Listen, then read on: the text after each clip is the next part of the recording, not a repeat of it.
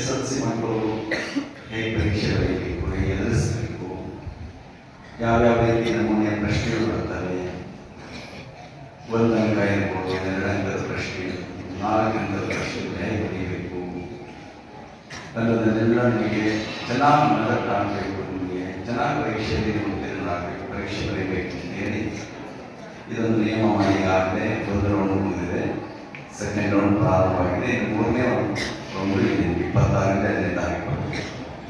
ಇದು ಅಭ್ಯಾಸ ಪತ್ರಿಕೆ. ಈ ಅಭ್ಯಾಸವನ್ನೇ ಚೆನ್ನಾಗಿ ಮಾಡಿದ್ರೆ ಮುಖ್ಯವಾದ ಪರೀಕ್ಷೆಗೆ ಸುಲಭ.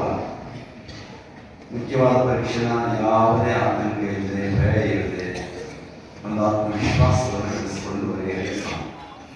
ಆದ್ದರಿಂದ ಈ 3 ಪರೀಕ್ಷೆಗಳೇನು ಕೂಡ ಪರೀಕ್ಷೆ ಮಾಡ್ತಾ ಇದ್ದಾರೆ, ಇದನ್ನೇ ನೀವು ಮುಖ್ಯ ಪರೀಕ್ಷೆ ಅಂತ ತಿಳಿದು ಭಾವಿಸ್ಬೇಕು.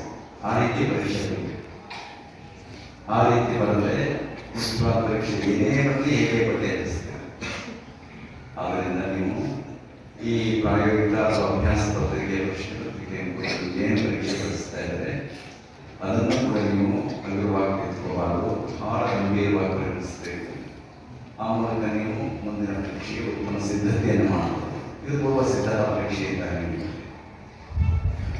ಹಾಗೆ ನೀವು ಅದನ್ನು ಚೆನ್ನಾಗಿ ಅಭ್ಯಾಸ ಮಾಡಿ ಚೆನ್ನಾಗಿ ಪರೀಕ್ಷೆ ಬರೆದು ಮುಂದಿನ ಪರೀಕ್ಷೆ ಸಿದ್ಧವಾಗಬೇಕು. ಅದು ಉಪಯೋಗ ಆಗಿರುವಂಥ ನಿಮಗೆ ತುಂಬ ಅನುಕೂಲ ಆಗಬೇಕು.